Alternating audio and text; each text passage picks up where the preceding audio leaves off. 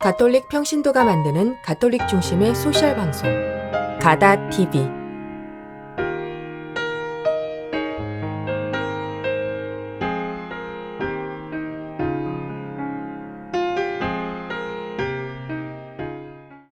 오늘은 루카복음 1장부터 2장까지 낭독하겠습니다.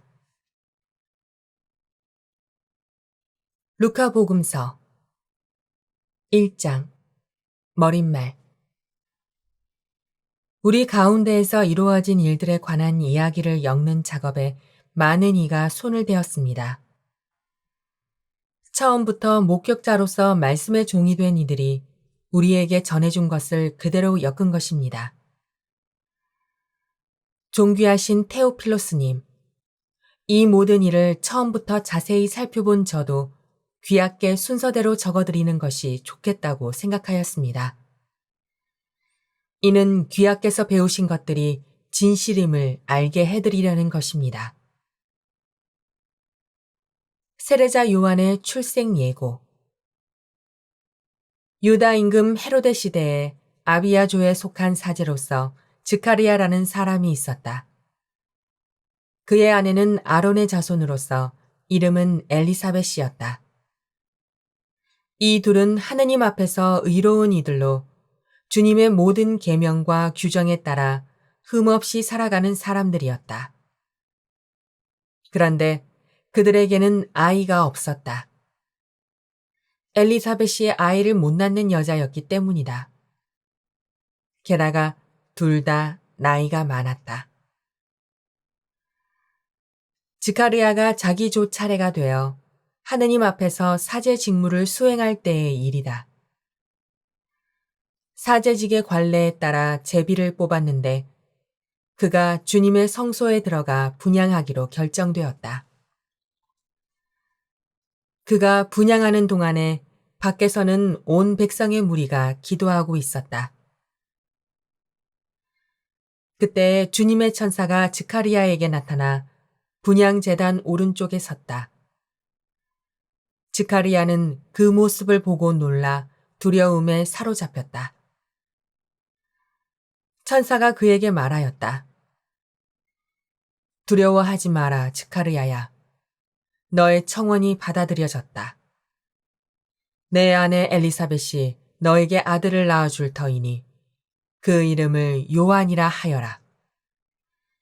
너도 기뻐하고 즐거워할 터이지만 많은 이가 그의 출생을 기뻐할 것이다. 그가 주님 앞에서 큰 인물이 될 것이기 때문이다. 그는 포도주도 독주도 마시지 않고 어머니 태중에서부터 성령으로 가득 찰 것이다. 그리고 이스라엘 자손들 가운데에서 많은 사람을 그들의 하느님이신 주님께 돌아오게 할 것이다. 그는 또 엘리야의 영과 힘을 지니고 그분보다 먼저 와서 부모의 마음을 자녀에게 돌리고 순종하지 않는 자들은 의인들의 생각을 받아들이게 하여 백성이 주님을 맞이할 준비를 갖추게 할 것이다. 즈카리야가 천사에게 제가 그것을 어떻게 알 수 있겠습니까? 저는 늙은이고 제 아내도 나이가 많습니다. 하고 말하자 천사가 그에게 대답하였다. 나는 하느님을 모시는 가브리엘인데 너에게 이야기하여 이 기쁜 소식을 전하라고 파견되었다. 보라, 때가 되면 이루어질 내 말을 믿지 않았으니 이 일이 일어나는 날까지 너는 벙어리가 되어 말을 못하게 될 것이다. 한편 즈카리야를 기다리던 백성은 그가 성소 안에서 너무 지체함으로 이상하게 여겼다. 그런데 그가 밖으로 나와서 말도 하지 못하자 사람들은 그가 성소 안에서 어떤 환시를 보았음을 알게 되었다. 그는 사람들에게 몸짓만 할 뿐 줄곧 벙어리로 지냈다. 그러다가 봉직 기간이 차자 집으로 돌아갔다. 그 뒤에 그의 아내 엘리사벳이 잉태하였다. 엘리사벳은 5달 동안 숨어 지내며 이렇게 말하였다. 내가 사람들 사이에서 겪어야 했던 치욕을 없애주시려고 주님께서 굽어보시어 나에게 이 일을 해주셨구나. 예수님의 탄생 예고. 여섯째 달에 하느님께서는 가브리엘 천사를 갈릴레아 지방 나자렛이라는 고을로 보내시어 다윗 집안의 요셉이라는 사람과 약혼한 처녀를 찾아가게 하셨다. 그 처녀의 이름은 마리아였다. 천사가 마리아의 집으로 들어가 말하였다. 은총이 가득한 이여 기뻐하여라. 주님께서 너와 함께 계시다. 이 말에 마리아는 몹시 놀랐다. 그리고 이 인사말이 무슨 뜻인가 하고 곰곰이 생각하였다. 천사가 다시 마리아에게 말하였다. 두려워하지 마라, 마리아야. 너는 하느님의 총애를 받았다. 보라, 이제 내가 잉태하여 아들을 낳을 터이니 그 이름을 예수라 하여라. 그분께서는 큰 인물이 되시고 지극히 높으신 분의 아드님이라 불리실 것이다. 주 하느님께서 그분의 조상 다윗의 왕자를 그분께 주시어 그분께서 야곱 집안을 영원히 다스리시니 그분의 나라는 끝이 없을 것이다. 마리아가 천사에게 저는 남자를 알지 못하는데 어떻게 그런 일이 있을 수 있겠습니까? 하고 말하자 천사가 마리아에게 대답하였다.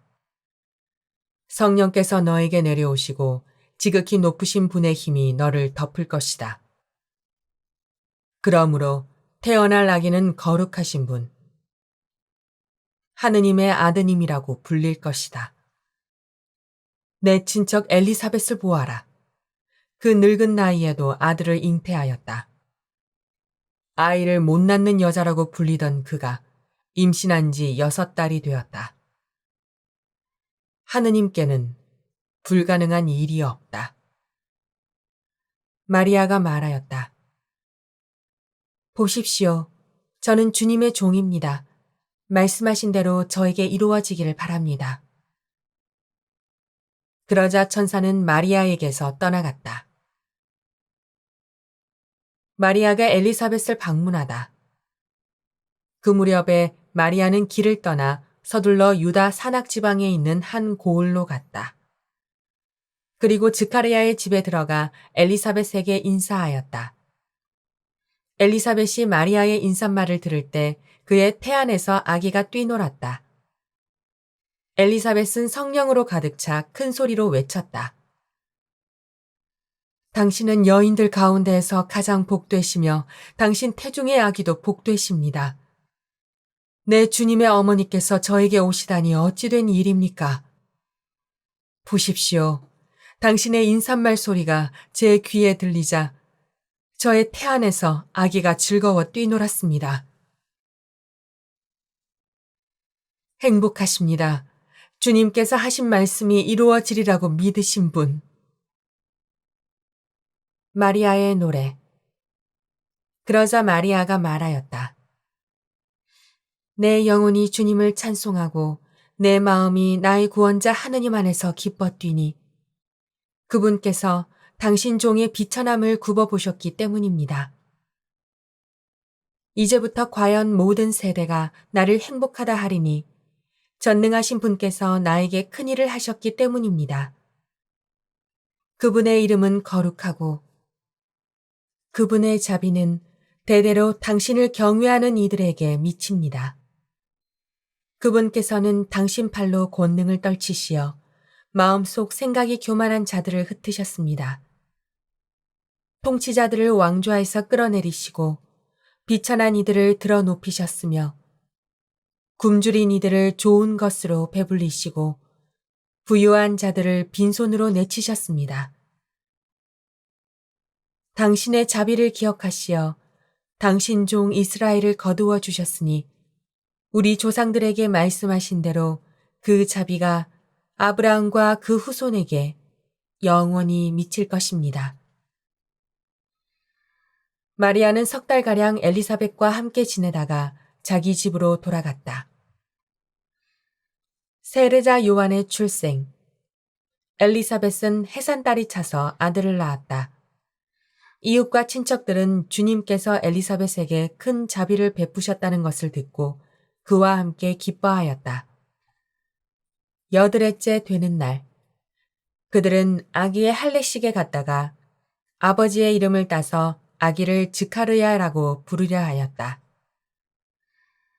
그러나 아기 어머니는 안 됩니다. 요한이라고 불러야 합니다. 하고 말하였다. 그들은 당신 친척 가운데에는 그런 이름을 가진 이가 없습니다. 하며 그 아버지에게 아기의 이름을 무엇이라 하겠느냐고 손짓으로 물었다. 즈카리아는 글 쓰는 판을 달라고 하여 그의 이름은 요한이라고 썼다. 그러자 모두 놀라워하였다. 그때 즈카리아는 즉시 입이 열리고 혀가 풀려 말을 하기 시작하면서 하느님을 찬미하였다. 그리하여 이웃이 모두 두려움에 휩싸였다. 그리고 이 모든 일이 유다의 온 산악 지방에서 화제가 되었다. 소문을 들은 이들은 모두 그것을 마음에 새기며 이 아기가 대체 무엇이 될 것인가 하고 말하였다. 정녕 주님의 손길이 그를 보살피고 계셨던 것이다. 즈카리아의 노래. 아기의 아버지 즈카리아는 성령으로 가득 차 이렇게 예언하였다. 주 이스라엘의 하느님께서는 찬미 받으소서. 그분께서는 당신 백성을 찾아와 속량하시고 당신 종 다윗 집안에서 우리를 위하여 힘센 구원자를 일으키셨습니다. 당신의 거룩한 예언자들의 입을 통하여 예로부터 말씀하신 대로 우리 원수들에게서 우리를 미워하는 모든 자의 손에서 우리를 구원하시려는 것입니다. 그분께서는 우리 조상들에게 자비를 베푸시고 당신의 거룩한 계약을 기억하셨습니다. 이 계약은 우리 조상 아브라함에게 하신 맹세로 원수들 손에서 구원된 우리가 두려움 없이 한평생 당신 앞에서 거룩하고 의롭게 당신을 섬기도록 해주시려는 것입니다. 아기야, 너는 지극히 높으신 분의 예언자라 불리고 주님을 앞서가 그분의 길을 준비하리니 죄를 용서받아 구원됨을 주님의 백성에게 깨우쳐 주려는 것이다. 우리 하느님의 크신 자비로 높은 곳에서 별이 우리를 찾아오시어 어두움과 죽음의 그늘에 앉아있는 이들을 비추시고 우리 발을 평화의 길로 이끌어 주실 것이다. 요한의 어린 시절과 젊은 시절. 아기는 자라면서 정신도 굳세어졌다. 그리고 그는 이스라엘 백성 앞에서 나타날 때까지 광야에서 살았다. 2장. 예수님의 탄생. 그 무렵 아우구스투스 황제에게서 칙령이 내려 온 세상이 호적 등록을 하게 되었다. 이 첫 번째 호적 등록은 퀴리니우스가 시리아 총독으로 있을 때에 실시되었다. 그래서 모두 호적 등록을 하러 저마다 자기 본향으로 갔다. 요셉도 갈릴레아 지방 나자렛 고을을 떠나 유다 지방 베들레헴이라고 불리는 다윗 고을로 올라갔다. 그가 다윗 집안의 자손이었기 때문이다. 그는 자기와 약혼한 마리아와 함께 호적 등록을 하러 갔는데 마리아는 임신 중이었다. 그들이 거기에 머무르는 동안 마리아는 해산날이 되어 첫 아들을 낳았다. 그들은 아기를 포대기에 싸서 구유에 뉘었다. 여관에는 그들이 들어갈 자리가 없었기 때문이다. 천사가 목자들에게 예수님의 탄생을 알리다. 그 고장에는 들에 살면서 밤에도 양떼를 지키는 목자들이 있었다. 그런데 주님의 천사가 다가오고 주님의 영광이 그 목자들의 둘레를 비추었다. 그들은 몹시 두려워하였다. 그러자 천사가 그들에게 말하였다. 두려워하지 마라. 보라. 나는 온 백성에게 큰 기쁨이 될 소식을 너희에게 전한다. 오늘 너희를 위하여 다윗 고울에서 구원자가 태어나셨으니 주 그리스도이시다. 너희는 포대기에 쌓여 구유에 누워있는 아기를 보게 될 터인데 그것이 너희를 위한 표징이다. 그때 갑자기 그 천사 곁에 수많은 하늘의 군대가 나타나 하느님을 이렇게 찬미하였다. 지극히 높은 곳에서는 하느님께 영광, 땅에서는 그분 마음에 드는 사람들에게 평화. 목자들이 예수님을 뵙다. 천사들이 하늘로 떠나가자 목자들은 서로 말하였다. 베들레헴으로 가서 주님께서 우리에게 알려주신 그 일, 그곳에서 일어난 일을 봅시다. 그리고 서둘러 가서 마리아와 요셉과 구유에 누운 아기를 찾아냈다. 목자들은 아기를 보고 나서 그 아기에 관하여 들은 말을 알려주었다.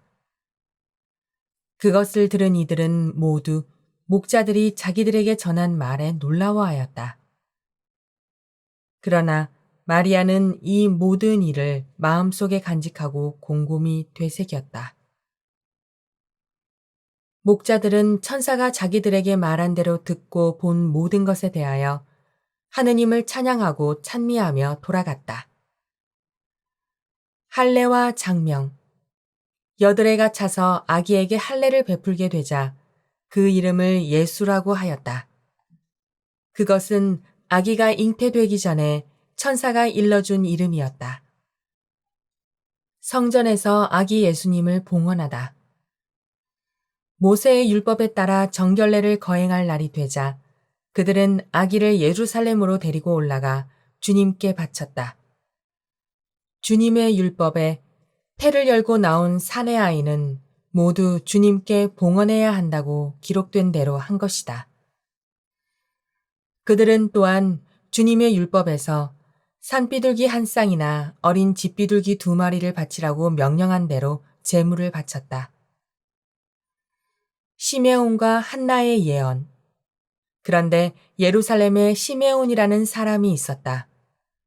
이 사람은 의롭고 독실하며 이스라엘이 위로받을 때를 기다리는 이였는데 성령께서 그 위에 머물러 계셨다. 성령께서는 그에게 주님의 그리스도를 뵙기 전에는 죽지 않으리라고 알려주셨다.